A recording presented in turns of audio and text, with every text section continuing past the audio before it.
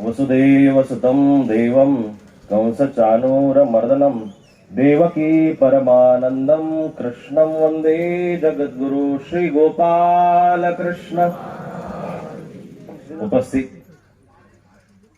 महाचिंतन के शुभ अवसर पर उपस्थित आप सभी प्रभु प्रेमी, ईश्वर प्रेमी, इस मंच पर विराजित इस कार्यक्रम के संपूर्ण आयोजक,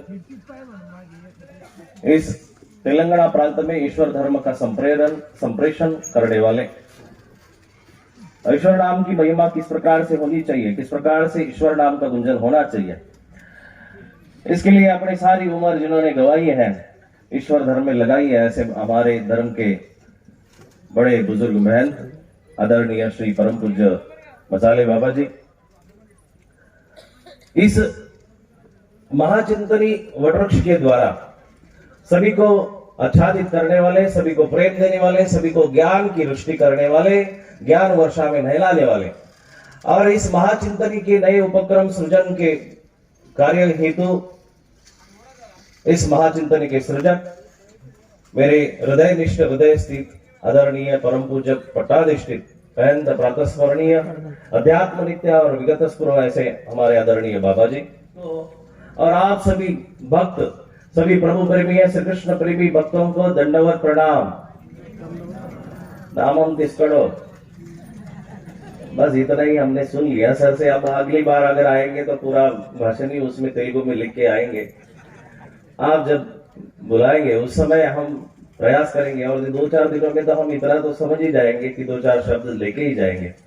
आप अगर हमारा इतना ले रहे तो हमने भी अपना लेना चाहिए। ये लेन देन जब तक चला रहेगा,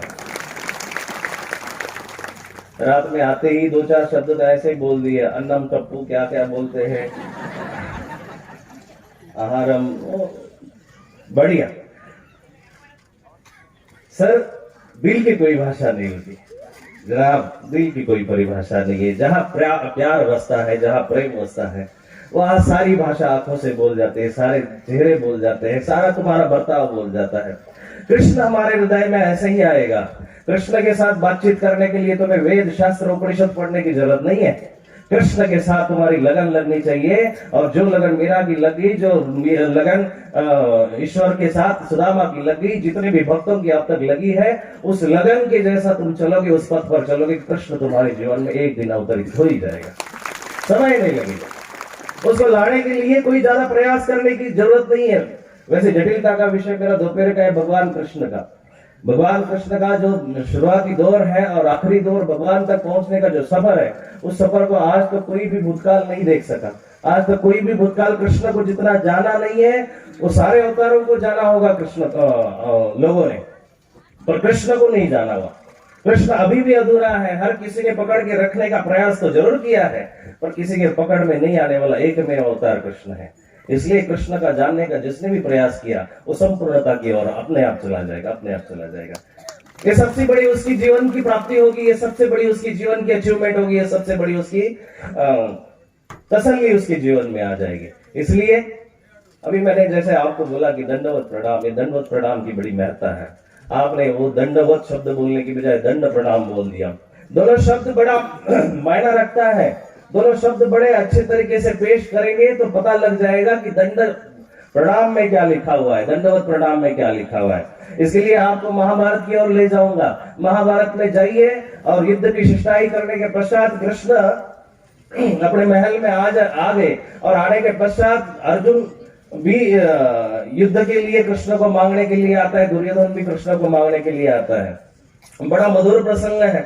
और दोनों जब आए तो कृष्ण सोए हुए हैं, बड़ा मधुर प्रसंग है। कृष्ण लेटे हुए, महाभारत व्यास कहते हैं कि कृष्ण लेटे हुए और दुर्योधन आके सिर के पास बैठता है साहब, और अर्जुन पैर के पास बैठता है। इसे सीख क्या मिलती है? अहंकार हमेशा सिर पे बैठेगा, विनम्रता हमेशा पैर के पास बैठेगी। जो दंडवत करेगा, जो दंडवत प्रणाम करेगा, वो दंडवत प्रणाम करने वाला आदमी सही रूप से, सुचारू रूप से, सच्चे दिल से विनम्र ही होगा। जिसमें दंडवत करने की पात्रता है, जो दंडवत करने के लायक है, जो दंडवत कर सकता है, जो दंडवत करने का इच्छुक है, वो विनम्र है।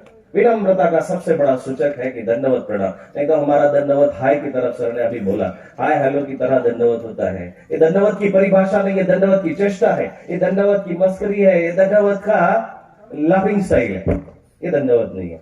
जिसके हृदय में परमात्मा है उसके हृदय से दंडवत प्रणाम की आवाज इतनी मधुरता से आनी चाहिए कि उसको देखते ही सामने वाला भी झुक जाए, सामने वाला भी झुक जाए। दंडवत की महिमा है। अर्जुन सिर पर बैठा हुआ है, पैरों के पास बैठा हुआ है, दुर्योधन सिर के पास बैठा हुआ है। और जैसे ही भगवान उठते हैं, भगवान उठने के पश्चात महाभारतकार कहते हैं कि अर्जुन की तरफ प्रथम नजर गई है। दुर्योधन वहां पीछे देखता है, अर्जुन को पूछा, मित्रवर कैसे आना हुआ, क्या मतलब? प्रभु आप जानी जान है, आप सर्वज्ञ है, आप जानते हैं मेरी हृदय की बात, आपको सब पता है, आप क्यों पूछने की चेष्टा करते हो? जो भक्त का हृदय होता है वो भक्त के हृदय को किसी को बताना नहीं पड़ता कि तुम मेरा ये दुख दर्द दूर करो, ये तुम मेरा काम करो, ये काम करने के लिए मैं तुम्हारे पास आया हूं। नहीं, बताने की जरूरत ही नहीं पड़ती। जो भक्त है उसको बताने की जरूरत नहीं पड़ती सर, बताने की जरूरत उसको पड़ती जो विभक्त है, जो विभक्त है, जो अलग हो चुका है, परमात्मा से मामूली रिश्ता रखता है, नॉर्मल रिश्ता रखता है, जिसका नामो नाम का रिश्ता है, जो एक फॉर्मेलिटी के तौर पर परमात्मा के दर पे आया हुआ है, उसको बताना पड़ता है कि साहब प्रभु मैं तुम्हारे दर पे आया हूँ, मेरा काम बनाओ, मेरा लड़का ठीक करो, लड़की ठीक करो, ब्याह रचा दो, बच्चा होने दो, काम होने दो, नौकरी लगने दो। ये सारा तुम्हारा तब बताना पड़ता है कि जब उससे लगन नहीं है। लगन तुमसे लगा बैठे, जो होगा देखा जाए। लगन तुमसे लगा बैठे, जो होगा देखा जाएगा। लगन तुमसे लगा बैठे, जो होगा देखा जाएगा। लगन तुमसे लगा बैठे, जो होगा देखा जाएगा। उसके बाद देखा जाएगा। मैंने कल परसों एक अच्छा बंद कर गायना था, कल परसों एक वाक्य लिखा था, बाबा हम दर दर घूम रहे, परमात्मा हमसे 800 साल बिछड़ा हुआ है, चक्रधर स्वामी जी 800 साल बिछड़े हुए, भगवान कृष्ण 5000 साल पहले हमारे से गए हुए। सर हम बोलते हैं ना कि भगवान ने ये लिखा है, भगवान ने जैसा लिखा है वैसा होगा, नहीं होगा, वैसा नहीं होगा। बात सही ढंग से समझिएगा। अगर परमात्मा हमारा भाग्य लिखता तो सबसे बढ़िया भाग्य लिखता साहब। वो ऐसा दरिंदगी वाला, दरिंदे वाला, दर दर घूमने वाला भाग्य ना लिखता। उसकी जो क्रिएशन है वो सबसे सुंदर क्रिएशन होती। उसने अगर हमारा भाग्य लिखा होता तो सबसे बढ़िया भाग्य लिखा होता। उसने ऐसा आलतू फालतू इधर उधर घूमने वाला भाग्य ना लिखा होता। ये जो भाग्य हमने रचित किया हुआ है या प्राप्त किया हुआ, ये हमारा कर्मों के द्वारा निहित है। इसलिए ये हमारा कर्मों का भाग्य है कि हम ऊपर है, हम नीचे है, हम यहाँ है, हम वहां है। ईश्वर का इसमें कोई भी हस्तक्षेप नहीं है। ईश्वर को इंटरफेरेंस नहीं करता। सबसे बड़ी बात ये समझ लीजिए, तुमने बीज बोए बबुल का, आम कहां से खाए। बबुल के पेड़ लगाए हुए, कटेर के पेड़ लगाए हुए, अब उसको आम नहीं लग सकते महाराज, आम कभी नहीं लग सकते।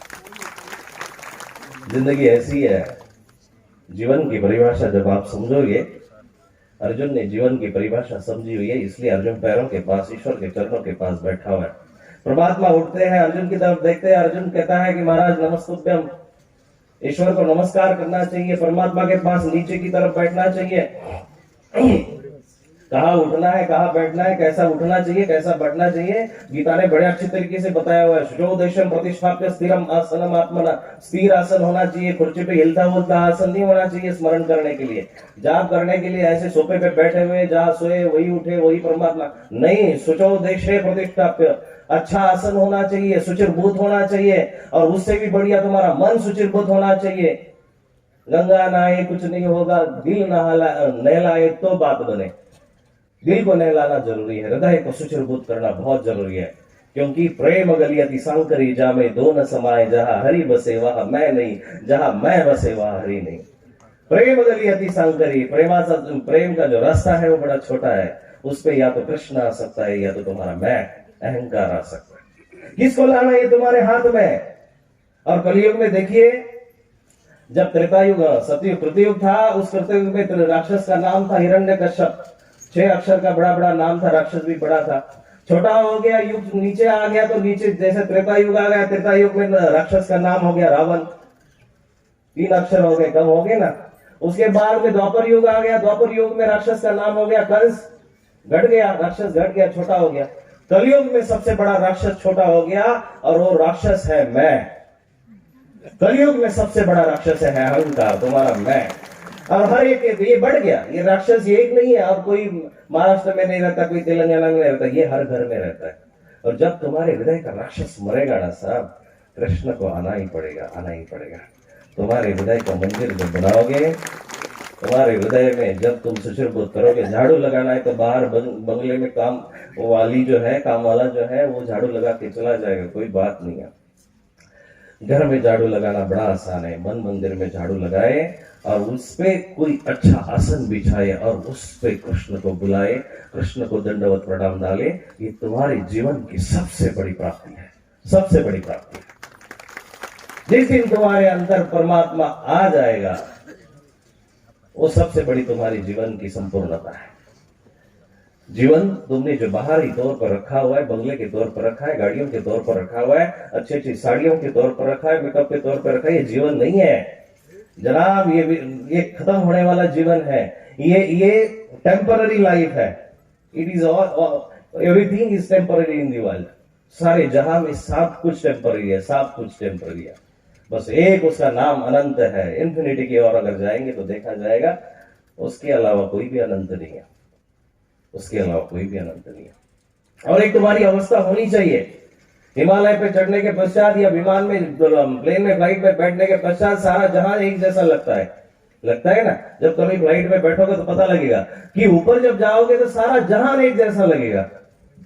तुम्हारी भक्ति की जब सीढ़ी चढ़ जाएगी ना, तो तुम्हें सुख दुख सब से लगने चाहिए। सुख सुख दुख के समय कृपा लाभा लाभो जया जय। भगवत गीता इसको बड़ा अच्छा प्रमाण देती है कि तुम जब ऊपर उठोगे ना, तुम भक्ति करते हो, तुम्हारे अंदर परमात्मा है, तुम्हारे अंदर अगर जीवन की कोई परिभाषा तुमने सीखी है, तो तुम्हारा जीवन इस प्रकार से उठना चाहिए कि तुम्हारे जैसा कोई ना बने, तुम्हारे जैसा कोई ना हो, और तुम्हें देखकर कोई ना कोई ऐसा देखे, ऐसा चले कि उसके जैसा मैंने बनना है। आज के समय में देखा जाए तो हर कोई तुम्हें नस्तनाबूद करने की कोशिश कर रहा है। बाहरी तौर पर तुम्हारे जैसे देखने की सब कुछ तो कोशिश करते हैं। साड़ी एक जैसी नहीं होती है, कपड़ा एक जैसा नहीं होता है, घर एक जैसा नहीं होता है, गाड़ी एक जैसी नहीं होती है। बाहरी तौर पर ये सब मिसमैचिंग है, पर अंदरूनी तौर पर उसके साथ तुम्हारा मैच मेकिंग होना चाहिए। जब अंदरूनी तौर पर मैच मेकिंग हो जाएगा ना साहब, तो तुम्हारा जीवन भले ही ये जीवन नश्वर होगा, पर उसके जैसा, और तुम्हारा जो पड़ाव होगा, अगला पड़ाव होगा, उसको भगवत गीता प्रमाणित करती है। यद्गत्वा न निवर्तन्ते तद्धाम परमम। जहां जाने के पश्चात तुम्हें वापिस आने की कोई जरूरत नहीं पड़ेगी, कोई जरूरत नहीं पड़ेगी। इतनी बड़ी अचीवमेंट तुम्हारे जीवन की हो जाएगी। अर्जुन ये बात समझता है, और अर्जुन जब पैरों के पास बैठा, कृष्ण से मांगा, और मांगा भी क्या, तू जो दे सकता है, तू जो दे सकता है वो दे दे, तेरी जो देने की हैसियत है। इसलिए दुर्योधन को पहले ऑप्शन देता है। प्रभु कहता है कि तुम क्या मांगने आए हो, प्रभु क्या है। प्रभु ने इसलिए पहले चाल चली। देखो कृष्ण का बड़ा चरित्र जब देखोगे, स्वरूप जब देखोगे, वो बड़ा रंजक स्वरूप है, मिस्टीरियस। राज वाली बात अगर कोई सीखनी है जीवन में तो कृष्ण से सीखे। अंदरूनी बात अगर कोई सीखनी है तो कृष्ण से सीखे, और मधुरता वाली बात अगर कोई सीखनी है तो कृष्ण से सीखे। वो जब भी आप पोर्ट्रेट में देखोगे, चित्र में देखोगे, वो हंसता हुआ नजर आएगा। सारे उसके पीछे कंटे लगे हुए हैं, दुर्योधन उसके पीछे पड़ा हुआ है, सब कुछ उसके पीछे पड़े हुए हैं। दुर्योधन का इतना पता है कि अर्जुन में कोई ताकत नहीं है। दुर्योधन के पास कर्ण जैसे विद्वान है, रण संग्रामी है, भीष्म जैसे लोग हैं, सब कुछ है। उसको पता है अर्जुन पांडव मेरा कुछ भी बाल बाका नहीं कर सकते, कुछ भी उखाड़ नहीं सकते। पर इसके पीछे ये जो ताकत है ना, ये ताकत बड़ी जहरीली है, ये ताकत बड़ी खतरनाक है। और ये ताकत, ये सुदर्शन की ताकत जिसके भी पीछे आ गई जनाब, जिसके भी पीछे आ गई, उसका बाल बाका नहीं होता, कभी भी बाल नहीं बाका हो सकता।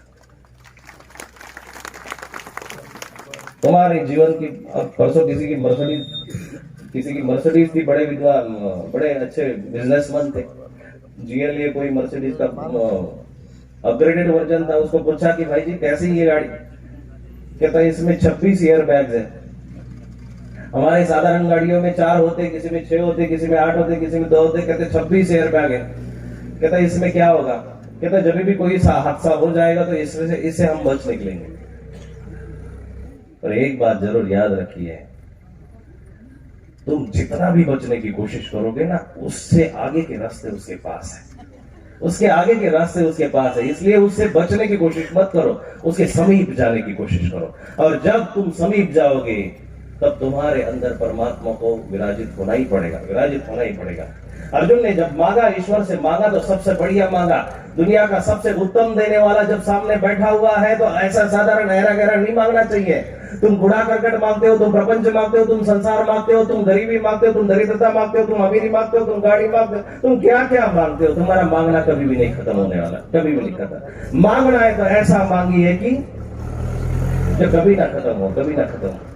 बड़ा अच्छा छोटा सा दृष्टांत है। राजा ने आवाज लगाई कि गांव में जिसको भी कोई मांगना हो मेरे पास आ जाए, जिसको भी कोई मांगना हो मेरे पास आ जाए। तो जिसको जो जो कमी थी, किसी ने बर्तन मांग लिए, किसी ने कपड़े मांग लिए, किसी ने गाड़ी मांग ली, किसी ने जमीन मांग ली, किसी ने घर मांग लिया, किसी ने बंगला, अनेक अनेक प्रकार से मांग लिया। छोटी सी बच्ची थी, बच्ची वो भी मांगने के लिए आई थी। सामने आई तो बच्ची सादा राजा के पास गई और राजा से कहने लगी कि राजा साहब मैं भी मांगने आई।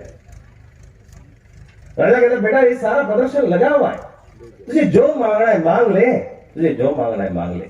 राजा साहब मैं ये चीज मांगने नहीं आई। फिर क्या मांगोगे बेटा? मांगो जो मांगना है। मैं आपकी गोदी में बैठना चाहती हूँ। राजा को उसने कहा कि मैं आपकी गोदी में बैठना चाहती हूँ। वो राजा के गोदी में जैसे बैठ गई और राजा ही उसका हो गया ना। अब उसको किसी संसार की क्या जरूरत है, सब उसका हो गया। जब राजा की गोदी में बैठी हुई है तो राजपाट उसका है, सब कुछ उसका है। तुम्हें जगह मिल रही है, बस वो जगह तुम्हें चुननी नहीं आ रही है। जगह का चुनाव तुम्हारे दिल से नहीं हो रहा है। इसलिए अर्जुन ने जो चुनाव किया ना, उसका परिणाम बड़ा अच्छा है।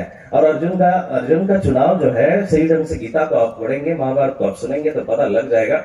अर्जुन का चुनाव युद्ध जीतने के लिए नहीं है, और कृष्ण का भी अर्जुन के प्रति जो चुनाव है वो भी युद्ध जिताने के लिए नहीं है। बस एक महायुद्ध जब विचलित होगा, जब एक महायुद्ध उस स्तर पे जाकर रोएगा तो उसको मैं उभारने के लिए वहां खड़ा होना चाहिए। ईश्वरीय कार्य है। परित्राणाय साधुनाम विनाशाय च दुष्कृताम। ईश्वर किसी को जिताने हारने के लिए नहीं आता। तो उसको मारना उसके अरे नाखून के बराबर, बाल के बराबर बात है। ऊपर से भी रिमोट हिला सकती है, उनको मार सकता है।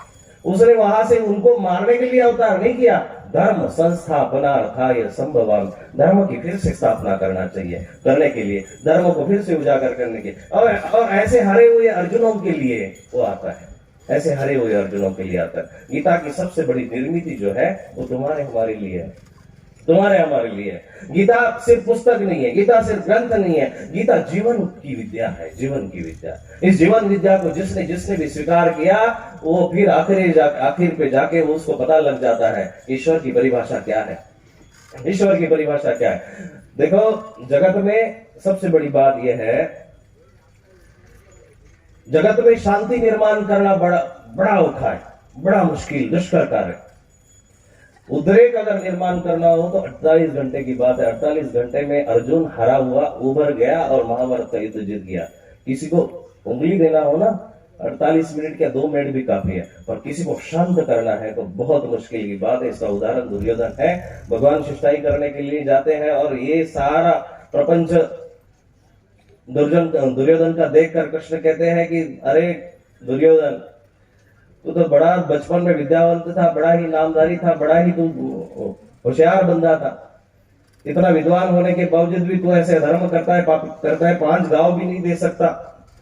अरे धर्मों की कुछ परिभाषा तुझे पढ़ती है, आती है? दुर्योधन के शब्द है, शास्त्र कहता है कि जानामि धर्म नचि में प्रवृत्त।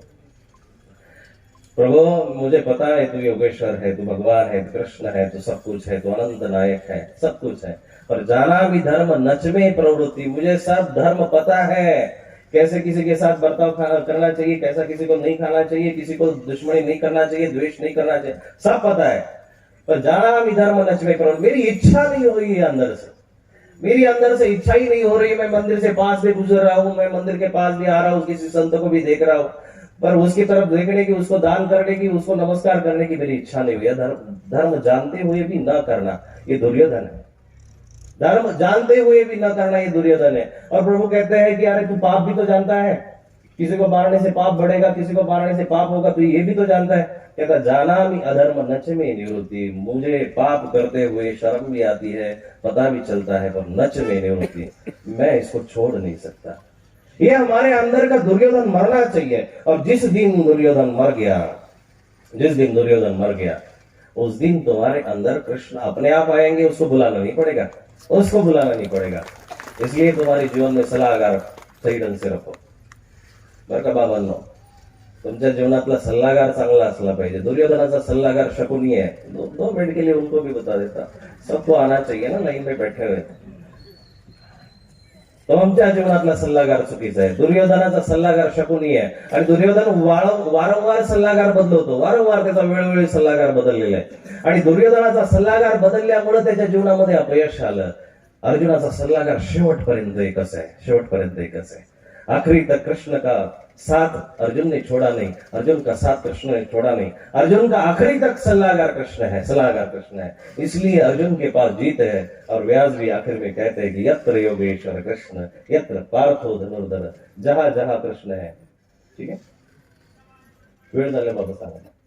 जहां जहां कृष्ण है वहां विजय है, सब कुछ है, श्रीमंती है, वहां अमीरी है, वहां तुम्हारी विलासिता है, ऐश्वर्य है, उपभोग है, समृद्धि है, सब कुछ वहां है. जहां यत्र योगेश्वर कृष्ण, योगेश्वर कृष्ण तुम्हारे जीवन में होना चाहिए और वो कृष्ण तुम्हारे पास है तो कोई भी चीज देखने की जरूरत नहीं है. कोई भी व्यक्ति पीछे नहीं दे सकता, देख नहीं सकता. तुम्हारे जीवन में जो भी अमीरी आई है, जो भी संपन्नता आई है, इसका दुरुपयोग मत करो. ये तुम्हारे जीवन में अगर आई है तो ये समाज के उपलब्ध में होनी चाहिए, ये समाज के उपयोग में होनी चाहिए, समाज के लिए होनी चाहिए. और तुम्हारे पास कोई मांगने के लिए भी आता है, कोई सहायता मांगने के लिए भी आता है, कोई अपनी मदद भी मांगने के लिए आता है, उसको नकारो मत. सबसे बड़ी इंसानियत यह है सर, दिन में ही गुड़ पर मक्खियां बैठती है, रात में कभी नहीं बैठती. दिन में ही मक्खियां बैठेगी. गुड़ अगर रखा हो, मीठा अगर रखा हो तो उसमें दिन में ही बैठेगी. तुम्हारे दिन है इसलिए तुम्हारे पास कोई आता है मांगने के लिए. देने के लिए हाथ पीछे नहीं करने चाहिए. कर्ण ने महाभारत के युद्ध में मरते समय में अपना दांत निकाल कर दान किया था. कलयुग में सबसे सर्वश्रेष्ठ अगर कुछ है तो वो ज्ञान और दान है. इसको जीवन में उतारना चाहिए. जीवन में जिसके जिसके भी जीवन में ऐसा धर्म उतरा वो धार्मिक है. तो मैं धार्मिकता का कोई नाटक रचना जरूरी नहीं है. हम धार्मिकता का नाटक करते हैं. हमारे अंदर धार्मिकता का सिर्फ प्रदर्शन है, हमारे अंदर सिर्फ फॉर्मेलिटीज है, हमारे अंदर एटिकेट्स नाम की कोई ऐसी चीज बची ही नहीं है. अगर बची भी है तो वो फॉर्मेलिटी के तौर पर है, हमने उसको दिखावे के तौर पर रखा हुआ है.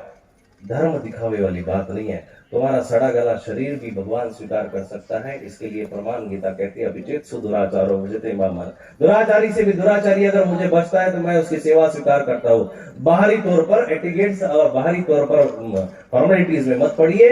अंदर की बात होनी चाहिए, कुछ तो अंदर की बात होनी चाहिए. जब सामने तू बैठा हुआ है तो तेरे मेरे बीच में हवा भी ना आए, इतनी अगर तुम्हारी भक्ति परिपक्व है, कृष्ण क्यों तुमसे बिछड़े रहेंगे, क्यों बिछड़े रहेंगे.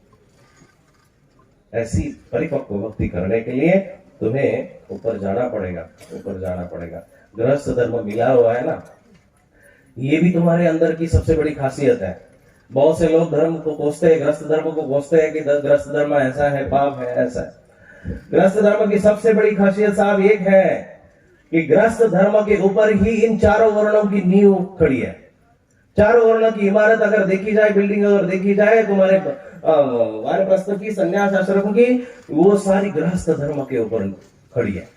गृहस्थ धर्म बुरा नहीं है, बस तुम्हारा जीना गलत है, तुम्हारी जीवन पद्धति अलग है, तुम्हारा जीवन पद्धति गलत है. तुमने जीने का ढंग ही सीखा नहीं है, तुमने जीवन का ढंग ही सीखा नहीं है. इसलिए अपनी पद्धति बदलो. और तुम्हारे जीवन में जिस समय भी परमात्मा भक्ति या ईश्वर का ज्ञान, परमात्मा का कुछ धर्म, जिस भी दिन आएगा, जिस भी दिन आएगा, उस दिन तुम्हारा जीवन सुगंधित होने में देर नहीं लगेगी. चंदन के साथ जितने भी वृक्ष आते हैं उनकी टहनियां, उनकी जड़ें वो सारी सुगंधित हो जाती है। हम इतने सालों से हम अपने धर्म परिवारक के साथ में, धर्म परिवर्तन के साथ में, धर्म गुरुओं के साथ में, ईश्वर के सन्निधान ग्रंथों के साथ में इतने समय से बैठे हुए, उसके बावजूद भी हमारे अंदर में कोई धर्म की जागृति नहीं हुई, तो हमारे अंदर का दुर्योधन अभी भी जिंदा है, याद रखिएगा, अभी भी जिंदा है। महाचिंतनी का सबसे बड़ा प्रेरणा कार्य यही है। बाबा जी ने 27 साल से, आसान नहीं है, एक लड़की की शादी करने के बाद हम 10 साल उभरते नहीं है। अभी ये तो तुम्हारे गिने चुने लोग हैं, यहाँ पे कोई बात नहीं है। हमने लाख लाख लोग इस प्रोग्राम में देखे हुए, और मैं बड़ा छोटा इसमें सेवक हूँ, दास हूँ। और इस दास पे ऐसी बाबा जी की मेहरबानी है कि वो जहां भी मौका मिले वहां मुझे लगा देते हैं, आगे ढकेल देते हैं। और भी मैं भी अपनी जी जान से जितना भी प्राण बचे हैं उतना लगा ही देता हूँ, भले ही अपने ऊपर ही घाव आ जाए, भले ही अपने ऊपर तलवार चली जाए, कोई बात नहीं।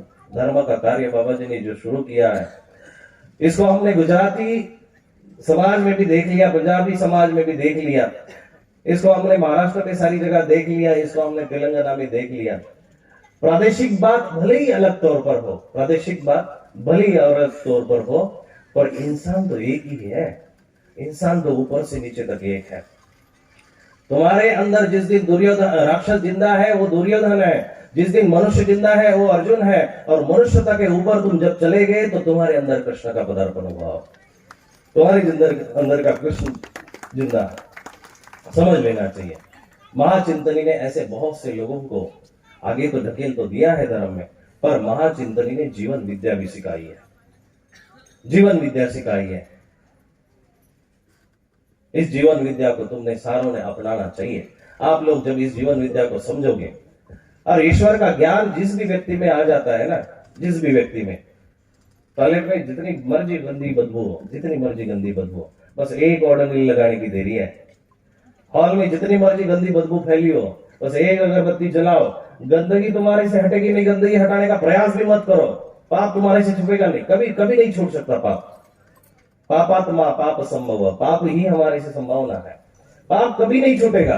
पर उसके ऊपर तुम्हारे पुण्य की अगरबत्ती जलनी चाहिए, उसके ऊपर तुम्हारा पुण्य जिस दिन भी चलना शुरू हो जाएगा, उस दिन सारा जीवन महक जाएगा, खुशबू फैल जाएगी, खुशबू फैल जाएगी। जीवन में प्रेम से रहना बहुत जरूरी है, प्रेम से रहना। हम हर व्यक्ति के साथ झगड़ कर, हर व्यक्ति के साथ मन मुटाव करके, हर व्यक्ति के साथ हम अपना दिल तोड़कर हम जीवन चला रहे हैं। ये जीवन की तुमने कोई परिभाषा समझी नहीं है।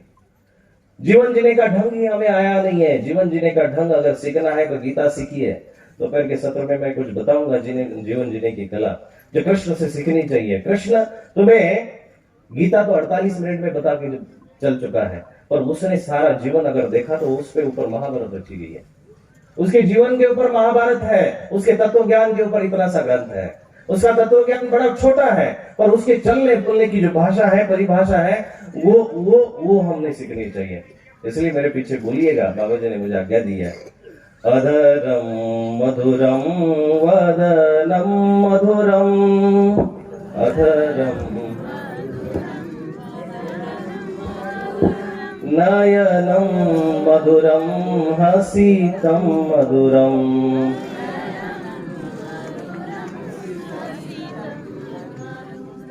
अधरम मधुरम वदनम मधुरम,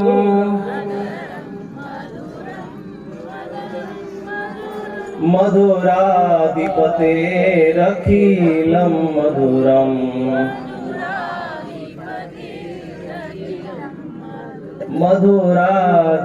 मधुराधिपतेरखिलं मधुरम, मधुराधिपतेरखिलं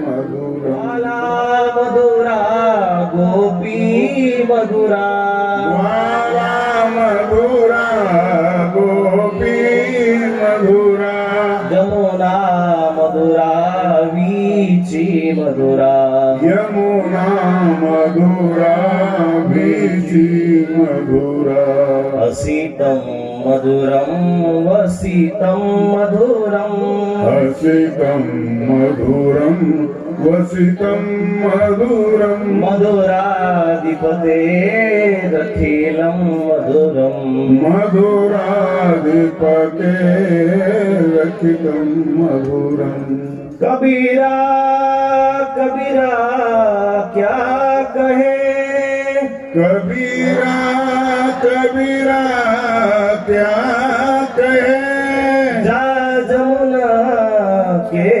तीर या जमुना के तीर कबीरा कबीरा क्या कहे कबीरा कबीरा क्या कहे जा जमुना के तीर या जमुना के तीर एक एक गोपी के प्रेम में एक एक गोपी के प्रेम में बह गए कोटि कवि बह गए कोटि कबीरा। इतना बड़ा प्रेम का सरोवर कृष्ण है, इतना बड़ा प्रेम का सरोवर कृष्ण है। उसकी सारी चीजें मधुर है, सारी चीजें मधुर है। और शहद के पास जो मक्खी भी चली जाती है, शहद के पास धूल भी चली जाती है, मिठास के पास चीनी में कोई कंकर भी चला जाए वो भी मीठा होता है। हम इतने जिन से अगर कड़वे हैं तो समझ लीजिए कृष्ण की मिठास हमारे जीवन में आई नहीं है। कृष्ण की हमारे जीवन का मधुरपन हम खो चुके हैं। हमारे जीवन की अगर प्राप्ति करनी है हमने तो ईश्वर को हमारे जीवन में लाना पड़ेगा। और उससे बड़ा कोई सुंदर नहीं है इस जगत में, उससे बड़ा कोई सुंदर नहीं है। उसकी सुंदरता के आगे सारी चीजें फीकी है। तुम जिसको भी रूप में देखते हो, रूपवान देखते हो, सुंदर देखते हो, ये आर्टिफिशियल है, ये सारा बनावटी है, ये सारा कृत्रिम है, ये सारा बनावटी है। लैला मजनू की स्टोरी बड़ी छोटी सी कहानी में बताता हूँ। मजनू को राजा ने बुलाया। राजा कहता है कि अरे लैला तो बड़ी बेड़ी है नहीं, बदसूरत। लैला बेड़ी बेड़ी है, कुरूप है, वो सुंदर कुछ भी नहीं लगती। तूने लैला में ऐसा क्या देखा? लैला में ऐसा क्या देखा? तो कहता महाराज लैला को देखने के लिए लैला मजनू की दृष्टि चाहिए। लैला हर किसी को नहीं दिख सकती। तुम जिसके भी प्रेम में पड़े हो ना वो तुम्हें सुंदर लगता है, वो तुम्हें सुंदर लगता है। उसमें कोई सुंदरता नहीं है।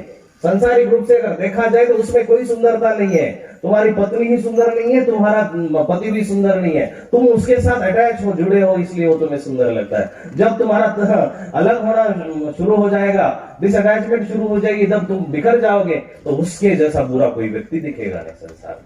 इसलिए हम प्रेम में है, इसलिए सुंदर लगता है। मजनू को पूछा कि तुझे उसमें क्या दिखता है? वो कहता है कि महाराज लैला को देखने के लिए मजनू की दृष्टि होनी चाहिए। महाराज ने राजा ने 10 लड़कियां सामने रखी, इतनी सुंदर थी, बढ़िया थी, और कहता है अरे इसमें से कोई चुन ले, इसमें से तो ये तेरी प्रेमी बन सकती है। और जैसे ही सामने देखी 10 लड़कियों की तरफ मजनू ने आंखें भर भर कर देखा, और 10वीं देखने के पश्चात राजा की तरफ 11वीं आंख से देखता है, और राजा को कहता है कि राजा साहब अरे इसमें तो कोई भी लैला नहीं है, इसमें तो कोई भी मेरा प्रियतम नहीं है, इसमें तो कोई भी मेरा जीवन साथी नहीं है। तुम्हारा जीवन साथी जिस दिन तुमने कृष्ण चुन लिया ना, तुम्हें संसारिक व्यक्ति में किसी में भी प्रेम दिखाई नहीं देगा, किसी में भी दिखाई नहीं देगा। बस तुमने उसको सुनना चाहिए। पति परमेश्वर यानी जगतपति जो परमात्मा है, माता धाता पिता वो सब सारे जगत का मालिक है, उसको जिस दिन तुमने चुन लिया तुम्हारा जीवन सफल है। इसलिए अपने जीवन को सफल करने के लिए आपने दोपहर को भी मुझे सुनना है, फिर कहोगे बोर कर रहे हैं आप, तभी दोपहर के लिए भी थोड़ा सा टाइम बचाइए, और दोपहर को थोड़ा सा हम भगवान कृष्ण की और बातें करेंगे, क्योंकि वो मधुरता उसके अंदर है होने के बाद। आज तक जगत में सारी चीजों की भूख मिटी है, सारी चीजों की भूख मिटी है, तो मिठास खाने की भूख शुगर होने के पास भी मिटती नहीं है। मिठास खाने की, मीठा खाने की भूख जो है वो शुगर होने के बाद भी मिटती नहीं है। मीठा इतना क्रेविंग करता है, इतना अंदर से जागृति करता है। वैसा ही कृष्ण मीठा है, उसके होठ मधुर है, मुख मधुर है, बाल मधुर है, चलना मधुर है, फिरना मधुर है, गाना मधुर है, सब कुछ मधुर है। ऐसे ही 7-8 साल के बच्चे के पीछे सारा जहां पागल क्यों बना हुआ है, ये दोपहर को हम सुनेंगे। इसलिए आज की सेवा अभी यही समाप्त करता हूँ। 2 शब्द मेरे यही प्रभु अर्पण करता हूँ। धन्यवाद, धन्यवाद, प्रणाम। आभारी आहोत बाबा। तुमचं व्याख्यान नव्हतं, तुमचा मनाचा संवाद होता. सहजपणे श्रोत्यांशी साधलेला हा शब्दरूपी संवाद. पण अंतकरणमय जर बनायचं असेल तर असे चांगले चांगले व्याख्याते मानसशास्त्रीसारखे आम्हाला हवे आहेत. आणि बाबांचंही वैशिष्ट्य आहे चिंतनिकारांचं की ते असे चांगले चांगले व्याख्याते शोधतात, समोर आणतात, त्यांना प्रवृत्त करतात आणि त्यांच्या शब्दांमध्ये आम्हाला ढाऊन घालतात. धन्यवाद बाबाजी. वक्त्यांना धन्यवाद देतो. सज्जनो, चिंतनिक काय करते आणि चिंतने काय केलेलं आहे याचं उत्तर म्हणजे ही व्याख्यानं आहेत. कुठे इथे तुम्हाला वेगळा नोक झोक दिसणार नाही, वैभव दिसणार नाही. दिसेल वैभव ते शब्दांचं.